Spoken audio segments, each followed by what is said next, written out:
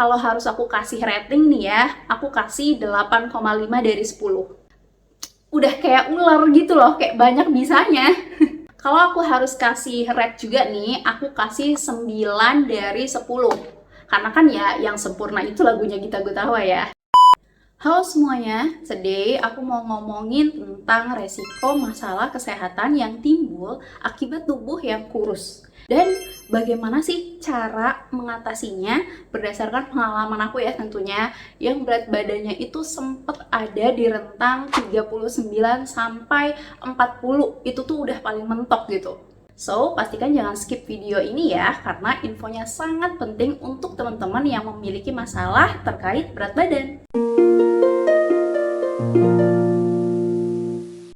Beberapa orang ada yang pengen banget punya tubuh kurus. Bahkan ada yang sampai terobsesi untuk menjadi kurus. Padahal nih ya, kurus itu nggak selalu sehat loh. Ingat ya, kurus itu berbeda dengan ideal. Jadi punya tubuh yang kurus malah bisa jadi pertanda adanya gangguan kesehatan. Beberapa contohnya itu, yang pertama nih, malnutrisi atau kekurangan nutrisi. Kondisi ini bisa menyebabkan gangguan fungsi tubuh, kerusakan jaringan, dan juga organ tubuh. Serem banget kan? Jika dialami oleh ibu hamil, ini berpotensi juga memicu bayi lahir dengan berat badan yang rendah.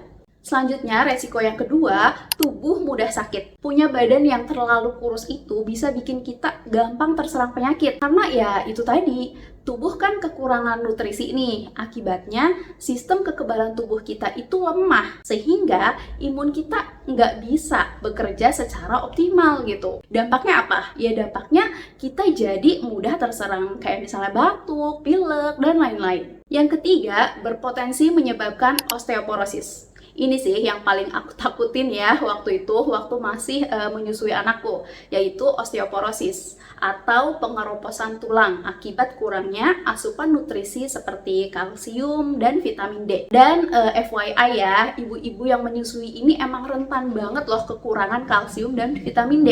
Tandanya itu nggak cuma kurus ya, tapi juga kayak rambut rontok dan lain-lain gitu ya, bisa dicari tahu lebih lanjut. Resiko selanjutnya yang keempat, bisa mengganggu siklus menstruasi.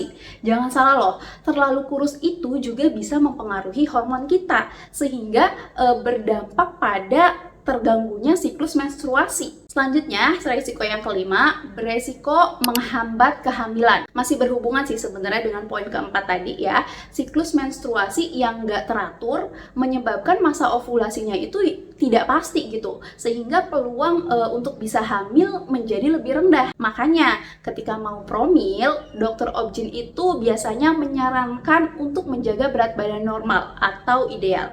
Nah, sekarang gimana sih cara ningkatin berat badan ya agar ideal? Yang pertama dan mutlak adanya itu ya adalah tambah asupan kalori. Caranya ya dengan makan. Tapi nih ya, biasanya ada juga udah kurus nggak doyan makan. Kayak aku waktu dulu ya. Nah, tapi alhamdulillahnya aku tuh kan lumayan suka susu ya. Jadi waktu itu aku cobalah 2 merek susu penggemuk badan yang lagi viral ya, yang katanya tuh terbaik di Indonesia gitu. Yang pertama aku tuh cobain si Querpo ini nih, yang gede banget. Terus yang kedua aku juga cobain susu Flyon ini. Querpo sendiri kemasannya itu lumayan gede ya, isinya itu 960 gram. Kandungannya ada whey protein, kemudian temulawak, full cream milk, oat, dan vitamin lainnya ya, bisa dibaca nanti. Nah, sebenarnya ini tuh ada 2 varian rasa, tapi yang aku minum yang coklat, karena aku emang suka rasa coklat. Takaran sajinya itu dia lumayan banyak ya, jadi sekali minum itu butuh 96 gram takarannya. Dan diminumnya itu 2 kali sehari. Kandungan gulanya juga lumayan tinggi dalam sekali takaran saji, yaitu 20 gram. Nah, sebenarnya Querpo ini tuh bagus ya. Kalau harus aku kasih rating nih ya, aku kasih 8,5 dari 10. Nah, tapi karena aku tuh anaknya suka coba-coba, jadi aku cobain merek lain, yaitu Flyon. Nah, yang aku suka dari susu Flyon ini, kemasannya tuh lumayan kecil kan, jadi nggak makan tempat gitu. Isinya itu ya pastinya lebih sedikit ya, 200 gram. Dan dengan kandungan yang sangat bagus juga, ada susu kambing etawa, ikan sidat, ekstrak jahe, dan ekstrak daun pegagan. Dia itu takaran sajinya nggak sebanyak Querpo gitu loh. Jadi sekali minum cuma butuh 7 gram aja. Dan diminumnya itu 3 kali sehari. Jadi kalau misalnya selama Ramadan nih, bisa diminum ketika sahur, kemudian saat udah berbuka puasa, dan sebelum tidur. Selain itu, dia juga beneran sesuai ya sama klaimnya yang bilang membantu memperbaiki nafsu makan. Jadi akar masalahnya itu terpecahkan gitu loh. Karena kan kita emang butuhnya itu asupan makanan yang cukup ya. Bukan cuma itu, susu Fly On ini bisa melancarkan ASI juga loh Bu Ibu. Jadi nih untuk busui-busui di luar sana yang lagi bingung cari suplemen pelancar ASI yang sekaligus bisa memperbaiki nafsu makan, please banget cobain ini. Susu Fly On ini punya 3 varian rasa ya. Ada rasa coklat yang pastinya paling aku suka, kemudian blueberry, dan rasa originalnya. Khusus yang blueberry itu diperuntukkan untuk anak-anak ya. Jadi yang anaknya misalnya sering GTM, wajib banget sih cobain yang blueberry itu ya menurutku. Susu Fly On ini tuh heran ya, aku kayak banyak banget gitu loh manfaatnya. Bisa nambah nafsu makan, kemudian naikin berat badan pastinya ya. Kemudian kayak bisa melancarkan ASI. Udah kayak ular gitu loh, kayak banyak bisanya. Kalau aku harus kasih rate juga nih, aku kasih 9 dari 10.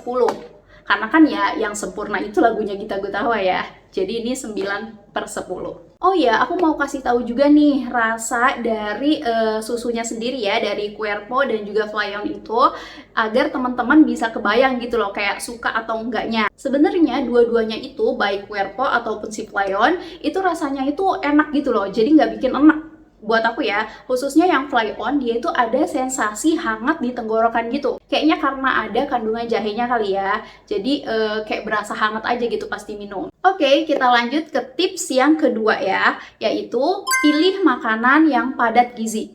Daripada makan makanan junk food, lebih baik makan makanan yang kaya nutrisi.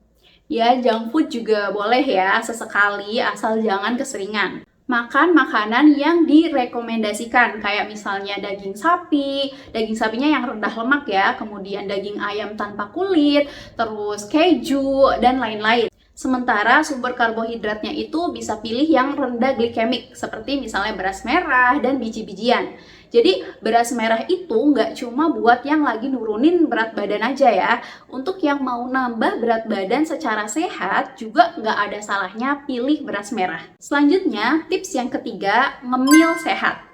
Nah, kalau pengen naikin berat badan, emang harus ngemil juga nih. Tapi untuk menambah berat badan dalam jumlah yang sesuai, pilih camilannya itu yang mengandung banyak protein ya pastinya, dan karbohidrat sehat. Jadi jangan cuman gula gitu ya. Nah, misalnya nih, protein bar, kacang rebus ya, atau minuman milkshake buatan sendiri yang nggak terlalu manis pastinya. Tips selanjutnya, yang keempat, minum susu weight gain. Kayak yang aku lakuin tadi ya, dan alhamdulillah berhasil dengan minum susu penggemuk badan. Jadi silahkan bisa coba Fly On ataupun Querpo gitu ya. Dan untuk link pembelian susu penggemuk badan Fly On dan Querpo sendiri, aku udah cantumin di description. Jadi dicek ya. So, kalau emang susah banget buat makan sehat dan lain-lain ya, coba minum susu penambah berat badan deh. Karena kan kandungannya itu bagus ya, dan yang paling penting dia kaya akan protein. Selanjutnya, tips yang kelima, rutin berolahraga. Kenapa harus berolahraga? Ya biar berat badannya itu nambahnya bukan cuma dari lemak gitu ya, tapi juga dari massa otot. Jadi tubuh kita itu terlihat kenceng gitu loh dan ideal. Oke, sekian dulu video kali ini. Semoga bermanfaat ya. Thank you so much for watching. Jangan lupa like, comment, dan subscribe channel ini agar channel ini makin berkembang lagi. Bye!